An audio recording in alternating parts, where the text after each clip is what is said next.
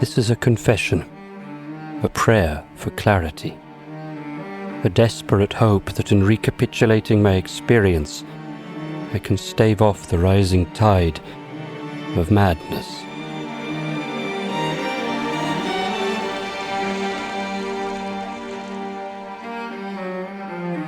When they released me from the hospital, I couldn't sleep. Something was wrong. I couldn't define it. I couldn't name it. Just a feeling gnawing through my brain like a toothy worm. Something was missing. An insight, a breakthrough, some vital piece of information that would deliver me from this restless sense of incompletion. I observed the others as I passed by, behind their content and ordinary faces. Do they know? Do they possess the secret? Sometimes the answer feels so close, I can almost touch it.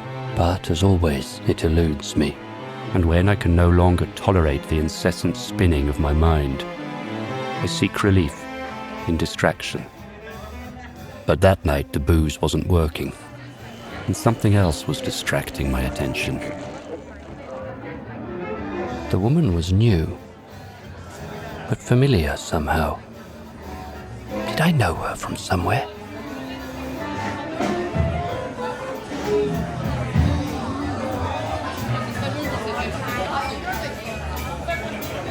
Was I losing my senses? Or just my sense of time? I escaped to the cellar, hoping that the music would drown out the cacophony inside my head. For a moment, I was lulled into stillness. And that's when I saw him. The man in the hat. Suddenly, I remember. I've seen him before. From a distance, always from the back. But undeniably him. In that moment, I was seized with an absolute certainty that somehow this man was the key to my enigma. I needed to meet him, talk to him. Perhaps then I could...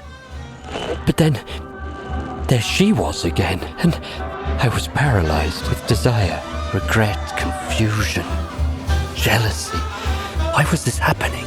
Why was I so fascinated with these strangers?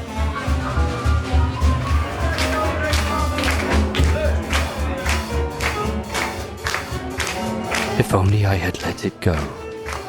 I should have forgotten it, forgotten him. I would have been better off, but no, I couldn't let him leave. I couldn't let it go. I was resolved. Wherever I had to go, however long it took, I had to find him. I was possessed by exhilaration. At last, my endless waiting had given way to a burning sense of purpose. And yet with every step he evaded me, matching my pace, as if, was I following him? Or was he leading me? The truth is, I didn't care. With every footstep, my heart raced. I was drunk on the pursuit. But then despair crept in. I'd begun to fear I'd lost him when there they were again. And once again, this damned variation on a theme. What was the purpose of this shadow play? This grand guignol performed on repeat for my singular torment or perverse enjoyment? My feet moved without thinking. I was already pursuing them, as if there were no other way, as if the three of us were one, as if there was no more separation between the pursuer and the pursued.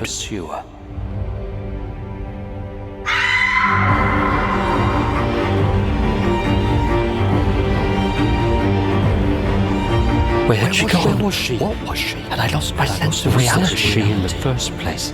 Was I chasing a phantom? Fantasy. I couldn't stop myself. Obsession pulled me forward like an invisible leash hooked at my throat. Time began to blur. I don't know how long I chased him. Where had it gone? Night changed to day. Where had it gone? But how many days had it been? And if I didn't know that, How many months? Years? Where had it gone? Could it be that I'd been following him my whole life, chasing, waiting for him? And yet I kept on, dragging a mind full of doubts behind me. Had I made a terrible mistake? Had I wasted my life? What was the source of this compulsion? Was this a calling, or the addiction of an opium eater? To what end was this desire? Was I marching toward illumination, or to ruin? Madness. And could it be that secretly I knew where the end of the road would lead?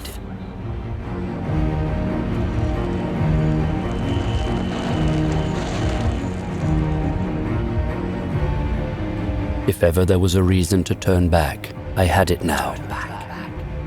But it was too late. Even as I approached the threshold of no return, I knew that I had to take this to the end. I stepped in to meet the darkness.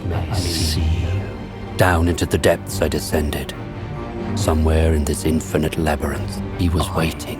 Whether angel or devil, I would find him, or else lose myself forever.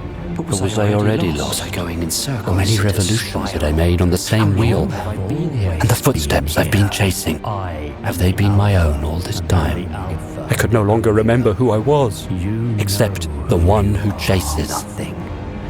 Was I also the one running? Afraid of confrontation with the terrible truth? And, if that was the case, who is it who speaks these words? And who is it who listens?